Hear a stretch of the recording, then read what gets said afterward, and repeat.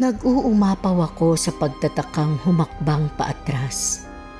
May takot na dumantay sa aking mga balat sa mga babalang sinabi ng aking kapatid.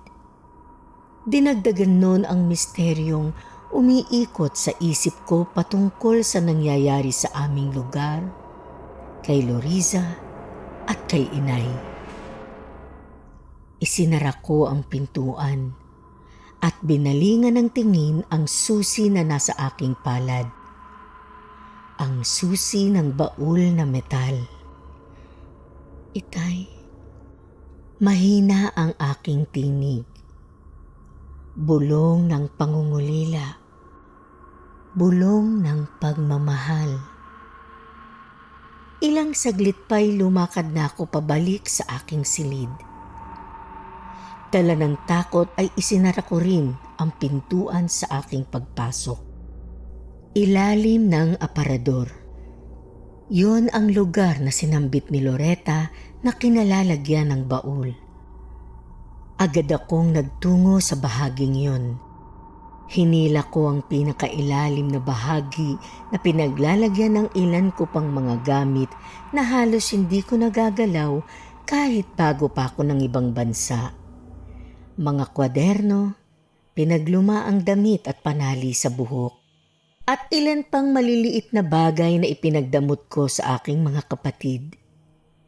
Mga bagay na sentimental para sa akin.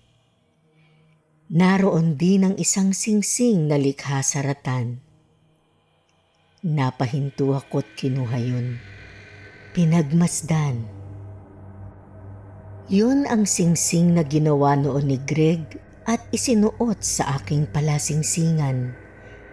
Ang bagay na sumisimbolo raw sa pagmamahal at pagpapahalaga niya sa akin bilang kaibigan. Pareho kaming 14 na taong gulang noon. Mga panahong umiikot pa sa isa't isa ang aming mga buhay. Pumikit ako't huminga ng malalim. Pilit na tinanggap ang realidad na magkaiba na kami ng buhay. Hindi katulad noon. Sinubukan kong hugasan ng katotohanan at tanggalin ang halaga ng singsing na ratan. Nakapikit pa rin akong ibinalik iyon at isinamang muli sa mga luma kong gamit bago muling dumilat. Ilang ulit kong hinalungkat ang bahaging yon ng aparador, ngunit bigo akong matagpuan ang baul na metal. Natigilan ako't napaisip. Marahil ay nasa ilalim mismo ng aparador ang bagay na aking hinahanap at wala sa pinakailalim na bahagi. Tumayo ako at sinubukang itulak ang aparador. Lorinda? Lorinda anak! Si Inay. Agad akong napabaling ng tingin sa may pintuan at huminto sa akmang pagtulak sa aparador. Anak, gising ka na ba? Ay, gusto ka sanang makita ng mga kababaryo kasi natin. Nagtitipon sila ngayon dun sa labas. May salo-salo silang hinanda.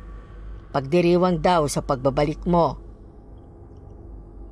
Napipi akong marahang humakbang patungo sa aking papag. Dahan-dahang humiga at umiwas na makalikha ng ingay at kahit kapirasong langit-ngit. Anak? Hindi pa rin ako umimik. Pinili kong panindigan ang pagkukunwari. Mas pinanigan ko't pinaniwalaan ang aking kutob. Pati na ang bili ni Loretta. Tuluyan na akong nakahigang muli sa aking papag. Humiga akong patalikod sa pintuan, ngunit nakadilat ako't nakikiramdam. Anak, alam kong gising ka. Bakit ayaw mong sumagot? Nakakahiya sa mga kababaryo natin. Doon ay napilitan na akong umimik. Wala nang saysay ang pagkukunwari. Marahil ay sumilip si Inay sa maliliit na siwang ng pintuan at dingding na likha sa kawayan. Inay, bukas na lang po. Kailangan ko pa pong magpahinga. Pakisabi na lang sa kanila na pasensya na. Kahit saglit lang, nakakahiya naman sa kanila eh. Naganda pa sila para sa'yo. Siguro kahit magpakita ka lang saglit at tumikim ng mga pagkaing niluto nila.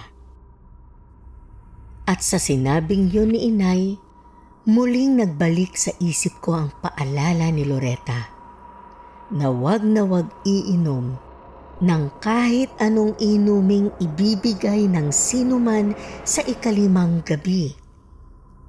Ito man ang unang gabi mula sa aking pagdating ay may kakaibang takot na idinulot ang biling iyon ng aking kapatid.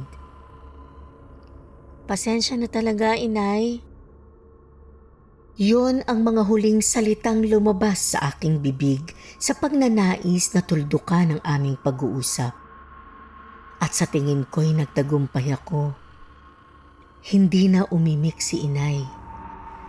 Narinig ko din ang paghakbang niya palayo sa pintuan ng aking silid.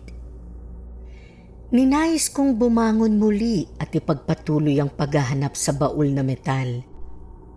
Ngunit pinili kong manatili munang nakahiga.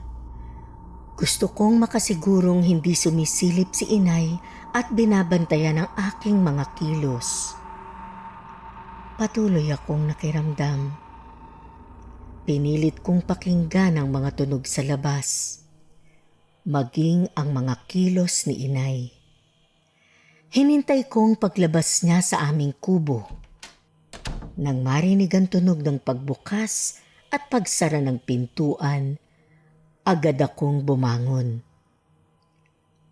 Agad kong ibinalik ang atensyon ko sa aparador. Kailangan kong makita ang baul na metal at matulungan akong tuklasin ang misteryong nangyayari sa aming pamilya. Marahan ay itinulak ko ang aparador. Nang matanggal yon mula sa orihinal nitong pwesto, ay bumungad sa akin ang isang maliit na pintuan. Yari din iyon sa parehong kahoy na ginamit sa sahig. Wala iyon bago ako nagtungo sa ibang bansa.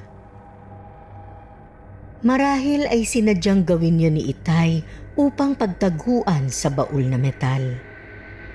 Walang kandado o anumang bagay na nagsasara sa pintuan. Agad ko yung inangat. Ngunit bumungad sa akin ang isang mababaw na hukay sa lupa. Ang kubo namin ay itinayo noon ni Itay na bahagyang nakaangat sa lupa. May silong ang malaking bahagi, ngunit ang gilid ay nakapatong sa mataas at mabatong parte ng lupang kinatitirikan ng bahay. Sa bahaging yun ng aking silid, naroon ang mataas na lupang sayad sa aming sahig.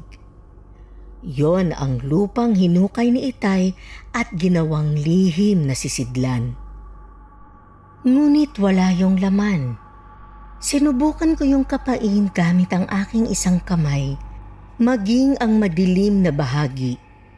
Ngunit bigo akong makakuha ng kahit anong bagay. Nagtataka akong napabaling ng tingin sa kawalan. Ang sabi ni Loretta, naroon ang baul na metal. Ngunit bakit wala yon sa lihim na sisidlan sa ilalim ng aparador? Kinabukasan ay maaga akong nagising. Tulog pa sina Itay at Loriza na magkasamang natutulog sa iisang silid. Sinubukan kong maghanda ng almusal, ngunit hindi ko alam kung saan kukuha ng sangkap na gagamitin sa pagluluto. Walang laman ang kusina, maging ang sisidlan ng pagkain. Wala na rin ang mga manok sa labas ng aming kubo na pinagkukuhaan namin noon ng mga itlog. Halos patay na rin ang mga puno at halamang itinanim namin sa paligid ng aming bahay sa loob ng paikot na bakod na pinagkukunan namin ng ilang mga gulay at prutas noon. Lumakad akong palabas ng aming kubo. Sinubukan kong hanapin ang alaga naming kambing. Ngunit maging ang mga yon ay wala na sa paligid. Nagtataka akong napabalik sa kubo ngunit hindi tuluyang pumasok. Naupo ako sa may pintuan at nagpatuloy sa pag-iisip. Patuloy sa pagtataka. Bumalik sa isip ko ang naganap na pagtitipon kagabi. Muli akong tumayo at naglakad patungo sa lugar kung saan nangyari ang salo-salo at pagdiriwang ng aking mga kababaryo. Sa parehong lugar yon kung saan namin madalas na idinadaos ang mga pagtitipon, selebrasyon at mga aktibidad sa tuwing sasapit ang piyesta. Bukang liwayway na. Unti-unti nang inaagaw ng liwanag ang mundo mula sa kadiliman ng gabi. Marahan nang sumisilip ang haring araw. Sa mga ganitong oras, marami na sanang gising. Nagwawalis na ng kanilang bakuran sina Aling Bebang at Aling Filomena na may panakanakang paglapit sa isa't isa upang halos magbulungan ng kanilang pinag-uusapan. Si Mang Teodoro na nagsisimula ng mag-ikot sa baryo at magbenta ng pandesal na masasalubong ng ilang beses si Mang Armando na naglalako naman ng taho at mga kakanin. Pailan-ilan ay gumigising na rin ang mga bata at naglalaro sa paligid, kasabay ng pag-ehersisyo ng ilang may edad naming mga kababaryo. At sa bungad ng sitio Maupay ay nagsisimula na rin ang paglikha ng mga kagamitang ratan. Normal at masayang umaga sa aming baryo na ngayon ay nag-iba na. Katulad kahapon, walang tao sa paligid. Animoy lugar na binabahayan ng mga multo. Nananaig ang katahimikan. Katulad ng wika ni Loriza, payapa sa umaga at maingay sa gabi. Payapa? Hindi ganito ang kapayapaang naiisip ko. Hindi nito binibigyan ng kapayapaan ang puso't isip ko, kundi pagkabagabag.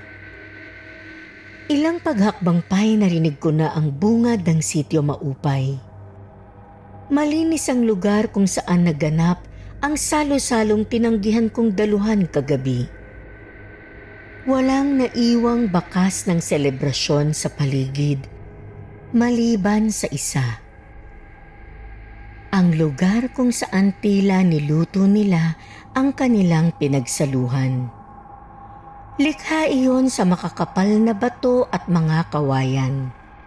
Wala na ni kapirasong ningas ang mga natirang panggatong, ngunit bakas sa gitna na may nilutong pagkain. May kalakihan ng lutuang iyon na sapat upang makapag-ihaw ng isang malaking baboy. Bahagya ay nalalanghap ko pa rin ang amoy ng inihaw na karne. May napansin din akong mantsa ng dugo sa ilang bahagi ng lutuan.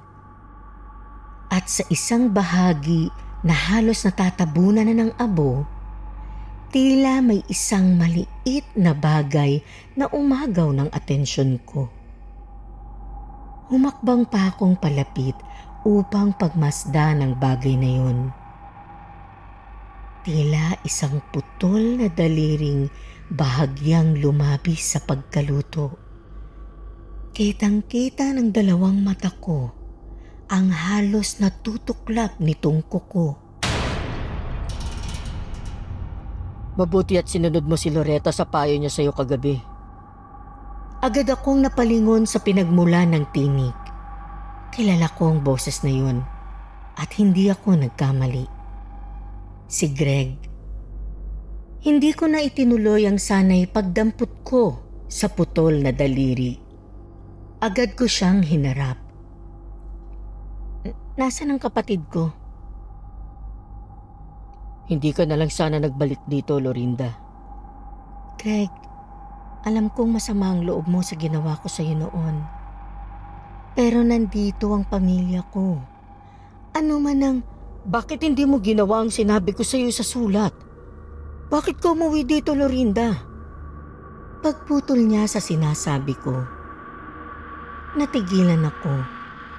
Mali akong inisip na ang dahilan ng tanong niyang yun ay dahil sa sama ng loob na naidulot ko sa kanya sa hindi ko pagtanggap ng pag-ibig na inaalay niya sa akin noon, maging ang paglisan ko at pag-iwan sa kanya. Biglang nagbalik sa akin ang ibinigay niyang babala sa sulat na ipinadala niya bago ang aking pag-uwi. Nagbalik din sa isip ko ang planong tanungin siya sa kung ano ang tunay na nangyayari sa aming lugar. Greg, anong nangyayari dito?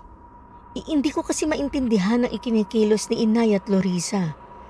Pati ang pagbabago sa pamumuhay ng mga taga rito. Greg, maraming tanong ang tumatakbo sa isip ko ngayon. Kahit ang bili ni Loretta kagabi, pati ang tungkol kay Itay, ang pagkamatay niya. Hindi siya sumagot. Bagkus ay hinawakan niya ang isa kong kamay at isinabay ako sa kanyang paglakad. Dinala niya ako kung saan may malalaking puno na nakatayo malapit sa kagubatan na katabi lamang ng aming baryo. Isang puno na may maliit na kuweba.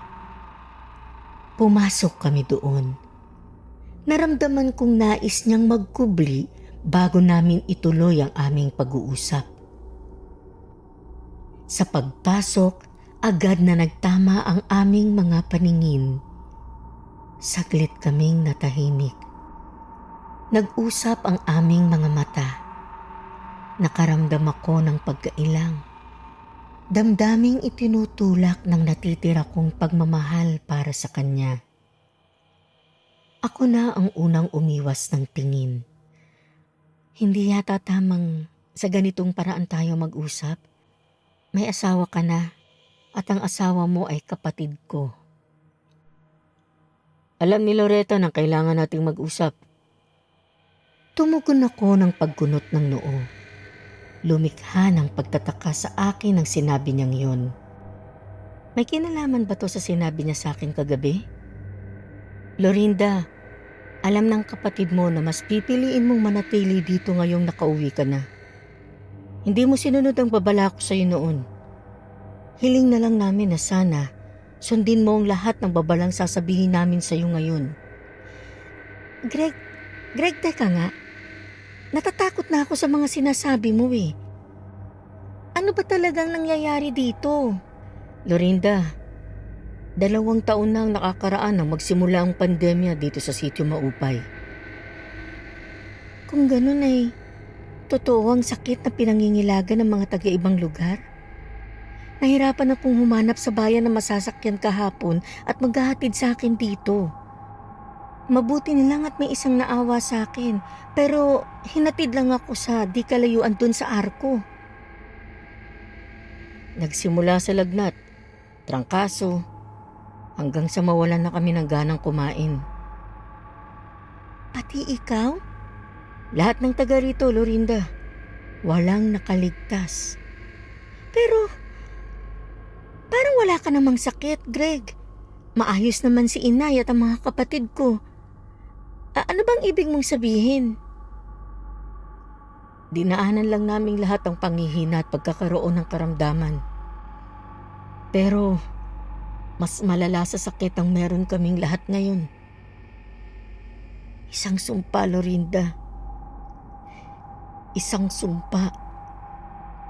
Nangingiyak niyang sambit. Greg, Lorinda, mahal pa rin kita eh. Kaya mas ginusto kong hindi ka na lang sana umuwi para hindi ka madamay sa kung anong sumpa ang bumabalot sa aming lahat. Greg, huwag mong sabihin yan, pakiusap. Asawa ka na ng kapatid ko. Tigilan mo yung nararamdaman mo. Asawa ko ngayon ng kapatid mo dahil kailangan ko siyang iligtas. Sinunod ko lang ang hiling ng inyong ama.